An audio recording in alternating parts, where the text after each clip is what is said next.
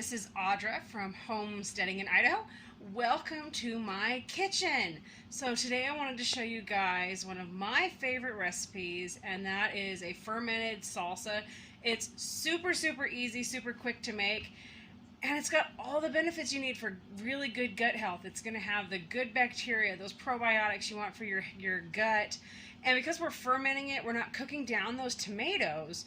We're saving all of those really good antibodies, those anti-inflammatory bits. Everything that gets destroyed when you cook it is actually staying in it. So you're getting all those health benefits. I mean, it's a win-win, right? So I'm going to turn the camera around and show you guys this recipe. And do me a favor, as you're watching this, if you like what you're seeing, can you hit that like button for me? And if you want to hang out and see future videos, there's that subscribe button. And if you want to be notified about future videos, hit that bell and get your notification on what we're doing here on the homestead here in Idaho. So I'm going to turn this camera around and show you guys just how easy it is to make fermented salsa. And like my husband seriously loves this stuff. I can't keep it around. Oh, and quick hint, if you're going to put anything hot like peppers in it, I did put a jalapeno in mine, wear gloves. If you don't, I've made the mistake. Let me tell you guys a story. When I first started canning, I was like, yes, this is so awesome. And I was making a very big batch of salsa. And now this was before fermenting, before I discovered fermenting. So I was going to be water bath canning it. But anyway, I decided I was going to make a really hot salsa because I've got some family members that just love hot salsa. This included not only jalapenos, but habanero peppers. And I would slice and dice the peppers, and I was putting them in a bowl that I had my tomatoes in, and then I was stirring it with my hand. I was moving the salsa around with my hand. I wasn't wearing gloves. I have never oh, let me tell you, the pain, it's right up there. So just gonna tell you, get gloves, because there's just nothing like the pain of hot peppers. And I did deseed mine, devein them, so that this isn't too hot. We can all enjoy it. But you can leave the seeds and the veins in and have a nice hot salsa. So anyway, I'm going to turn the camera around and show you guys just how quick and easy it is to make this salsa. Alright, you guys, it's literally this easy. What you see is what I'm using today. Now, if you don't have the fermentation weights or the airlock lids, you can actually use the ring that comes with your jars, and these are wide mouth. You don't have to use wide mouth. You can use the regular ones. I just prefer the wide mouth. So anyway, what I do if I don't have those airlock lids is I actually put some coffee filters, about 2 to 3, or a good layer of cheesecloth over that, and then I use the ring and I tighten it down over the top of it. The idea is keep bacteria from the air from getting into your lacto fermentation that you're doing. You don't want those bad bacteria that are going to get in there. So, I mean, that's how I have done it literally for 8-9 months, doing it that way. I only just got these. My wonderful sweet husband purchased these for me, and I talk about so blessed, so thankful. And what's really awesome about this company that makes these is you have a 1-year guarantee on their product. So when you open it, it's got this little thank you in here. And check this out. Dear customer, thank you for shopping with us. We want to make sure our products and service are up to your expectations. Therefore, our products come with a 1-year replacement or money-back guarantee. So, I mean, how awesome is that? You know, I mean, not very many companies are willing to do that. So, thank you. Silhouette, I guess. Probably said that wrong, sorry. But I am excited to get to use these. These are airlocks that I'll wash it before I actually use it, but I'll put it down on the jar. And this nipple right here, let's see how that opens. It allows the gases to escape without having bacteria get in very easily. And then these weights, these are glass weights you set inside the jar, and they hold your fermentation down. Now, when I didn't have the glass weights, I just packed my jar really tight, and then I added just a little bit of extra liquid if it was a one that had liquid. Otherwise, I just every single day, a few times a day, would push down the whatever it was I was fermenting. Now, I have heard and watching videos, Stacy over at Off Grid with Doug and Stacy, she has actually used rocks from her driveway that she washed really, really well and used them to push down the product in here. I haven't done that, but I know she's done that. And then during grape season, when my grape leaves are abundant, I'll wash a leaf or two really, really good, and I was using them to push down on the salsa or whatever it was I was fermenting, just to keep the air and everything. You want that to stay moist without those outside bacteria getting in there. Now, if you're going to be fermenting, there is so many different salts you can use. Sometimes I have used the Himalayan pink salt. It does just fine, but it kind of gives it a cloudy look. So a lot of people shy away from that. They want it to have a nice clean look. This one is my favorite to use. It doesn't give you that cloudy look when you're fermenting. The only salt, please, please, please, promise me you're not going to do this. Please do not use regular table salt, the white salt that's iodized. Iodine is a killer of germs, a killer of bacteria, which is awesome, right? Except for we want to promote good bacteria in our lacto-fermentation. So all you're doing is killing the good bacteria, the probiotics. You're killing it, and it's just not going to be good for you.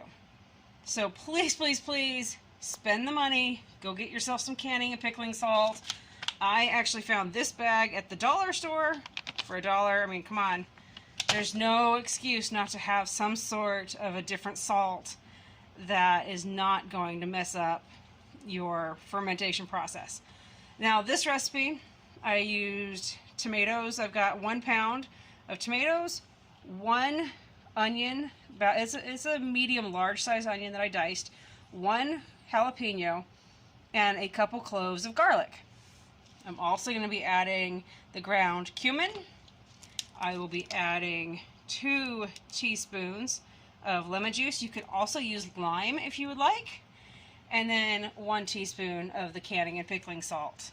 You want to make sure everything is really, really clean before you get started. So real quick, before I get too far along, I actually want to show you guys what type of tomatoes I use. So just 1 second, I'll grab some tomatoes. So when it comes to the tomatoes that you're going to be using for your salsa, you can use whatever you want. You can use cherry tomatoes, Roma tomatoes, or even the big guys. The one thing you've got to promise me you're not going to do. So you see this nasty, nasty tomato? Promise me, you guys, you're not going to use tomatoes like this in your lacto-fermentation. You could cut it off and think it's okay, but when you're lacto-fermenting, you don't know what other things are going on inside of this tomato. So please, please, please do not use nasty, gnarly tomatoes. You can use a tomato that's this type. You can use the Romas. You can use cherry tomatoes. But please make sure they're clean, they're not soft and squishy, they're not moldy, none of that. You want good, healthy tomatoes for what you're using. Now, this tomato is going to get used, but not in my lacto-fermentation. We will cut off that zone because I can feel where it's at. And my husband has plans to use the rest of the tomato that's actually still good in a bowl of cottage cheese. So that's what he's going to do. But when you're lacto-fermenting, you're going to be using this, and it's going to be sitting for a while. Don't do it. Please don't do it. Always make sure whatever it is you're fermenting is nice and firm, nice and crisp, it's fresh, nothing wrong with it. No bruising, no yuckiness. All right, so I actually used a mix of these 2 types of tomatoes for this recipe. I don't have any cherry tomatoes ready quite yet, but had these guys, so that's what I used. All right, I went ahead and washed a puck, that's this glass guy, and one of the nipples that I'll be using the fermentation airlock lid. I went ahead and washed those, they're ready to go. Next thing I'm going to be doing is getting my salt, 1 teaspoon of salt, and mixing it into these tomatoes. And then I'm going to grab, let's say half a teaspoon, just because I don't want to overpower this mix, but I'll grab half a teaspoon of the ground cumin, and then 2 teaspoons of the lemon juice concentrate, and I'm going to mix it in with my tomatoes really well before I put it in my jar. So one moment while I get that added to it, and then we'll stir it around. Alright, first thing we're going to do is add our salt. And hopefully the camera is not too wiggly for everybody.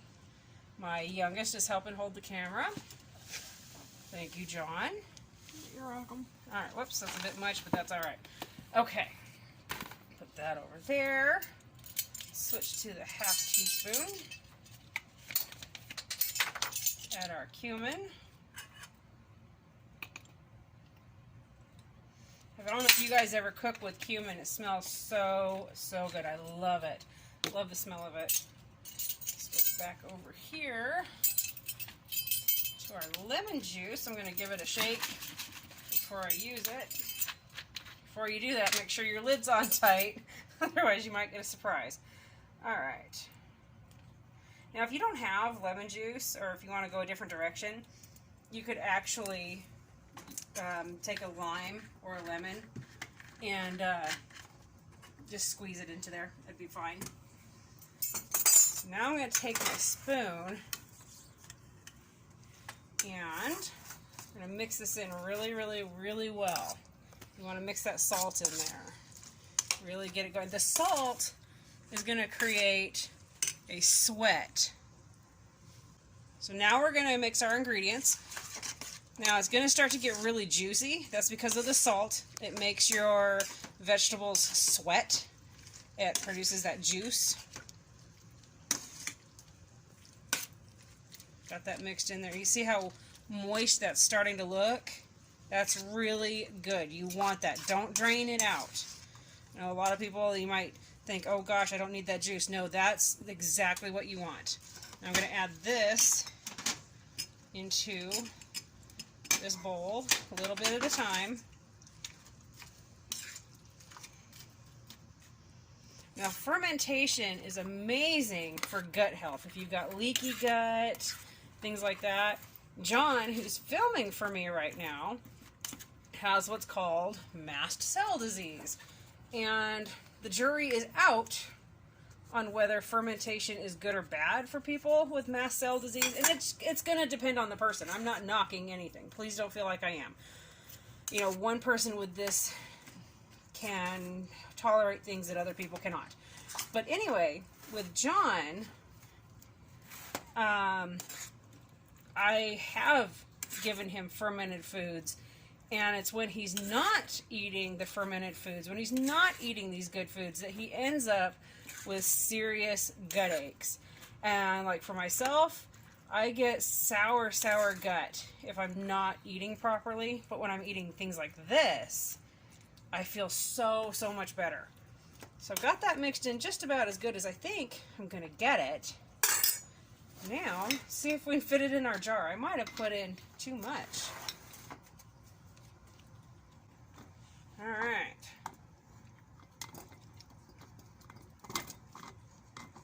You want to get that juice in there. Don't leave that juice behind. Whoops. You drop something, just leave it. It's touched a different surface. You don't want any of the bacteria from that surface. Everything else had been cleaned. But, alright, let's see if we can squish that in there a little bit. Might have overdone it.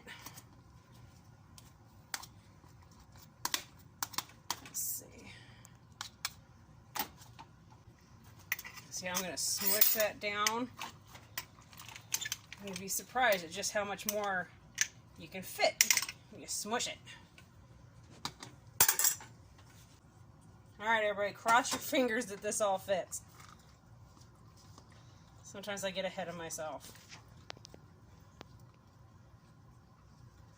Now this is a salsa that you can have with chips, on taco night.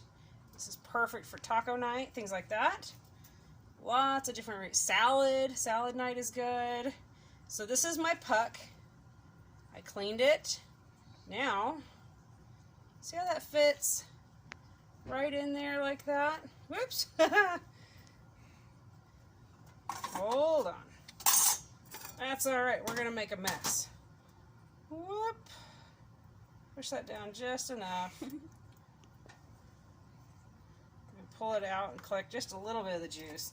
It's good for you, but we don't need a massive mess. That is going to do it. All right, so I'm going to grab a towel real quick and wipe my ring, and then I will put my airlock lid on it.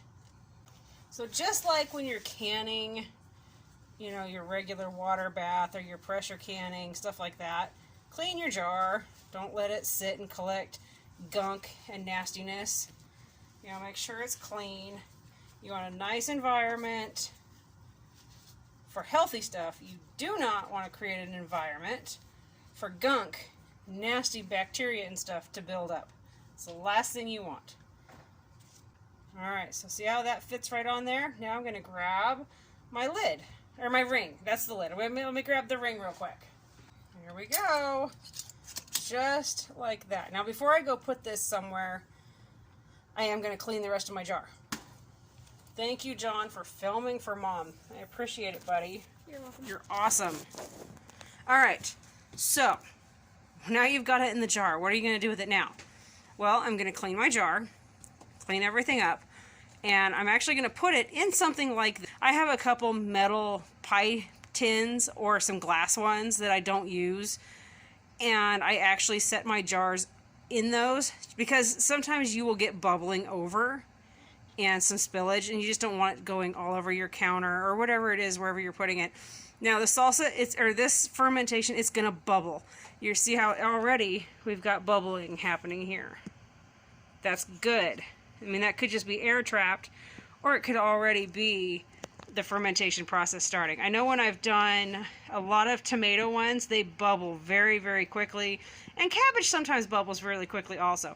But anyway, I've got a dark spot here in my kitchen, a little dark corner, where I will be putting my fermentation, and it's going to sit there for 3 days. At 3 days, I'm going to open the top, give it a taste. Usually it's just, I mean, but it's still going to taste salsa-y and tomato-y, but it develops a more vinegar flavor the longer you let it sit, and it develops more probiotics, more of those antibodies, etc., are going to be, you know, forming and be better for you. Anyway, so 3 days I'll check it. And especially if it's still bubbling, like if we've got a lot of bubbles, I'm going to leave it. 5 days, I will definitely check it at 5 days. And usually by 5 days, it tastes really good. Sometimes it takes 7 days. And you want to have it in a room, an area that's nice and dark, but don't forget about it. And it needs to be dark and able to breathe. And the temperature needs to be anywhere between 65 and 75 degrees. Warmer, it creates a very fast fermentation, sometimes too fast. And cooler, it can take just the fermentation a bit longer, or it may not want to ferment at all. So at the 5 to 7 day mark, if that's what we like the flavor of, I will take it, clean the jar up, get my regular canning lid, ring, the lid for the canning jar, take this off, put it on, and put this jar in the refrigerator where typically they will last for a minimum of 6 months. I have some in the refrigerator that are closer to 8 or even 9 months old, and they taste amazing. You can also put these in a cellar, like a root cellar, where it's nice and cool and dark, and they'll be just fine. Now, when I put them in my cold room, as I call it, I make sure that they're all in something that's going to catch any moisture if they should happen to take off and ferment some more and pop the lid or ring and spill over. It's just my own personal safety precaution. You don't have to do that. I just have them all in a tub where that can be prepared. And especially if I have one that decides to really go crazy and ferment, take off and just start fermenting, and end up maybe blowing up a jar because of the pressure it's creating. If the pressure can't get out, it's going to blow up. So I've got a really funny story about blowing up a massive jar of root beer. So, well, maybe not funny, but anyway, your jars will produce or form a lot of pressure if they start fermenting when you don't want them to. But anyway, we love it. It's great on taco night, like I said, nachos, just dipped with chips. My husband will put it in cottage cheese or on a salad. You know, you literally, the sky is the limit for the different ways that you can enjoy lacto-fermented tomato salsa. So, oh, and then probably wondering why there's no cilantro in this. That's because my husband has that genetic gene where, well, he doesn't like it. It tastes just terrible, terrible, terrible. So, just for him, this jar has no cilantro. Now, if it's a jar that I'll make myself another one here in a little bit for my, because I like cilantro. But anyway, yeah, you know, feel free to tweak your recipe and play with it and enjoy. All right, guys, what do you think? Was that pretty easy? Hopefully I made it really easy and straightforward for you guys. If you try it, let me know. You know, if you tweak it or you've had it a different way. I love exchanging recipes. So let me know, put a comment down below, and let's share some recipes. Let's share some ideas. If you've got questions on why fermentation is good for you, put them below. Any information you want to share with others about it, feel free to share that. So again, if this was something you really enjoyed, hit that like button, consider subscribing, and if you subscribe, hit that bell and you'll get notifications for future videos. And I really hope that I'll see you guys on the next video.